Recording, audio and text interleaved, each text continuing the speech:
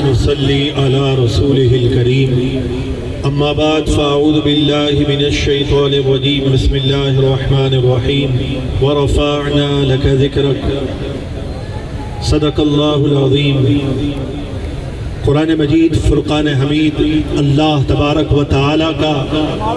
وہ عظیم کلام وَإِن كُنتُمْ فِي رَيْبٍ مِّمَّا نَزَّلْنَا عَلَىٰ عَبْدِنَا فَأْتُوا بِسُورَةٍ مِّن مِّثْلِهِ، قرآن نے خود اعلان یہ فرما دیا کہ اس قرآن جیسی کوئی ایک سورت نہیں لا سکتا، کوئی ایک آیت نہیں لا سکتا۔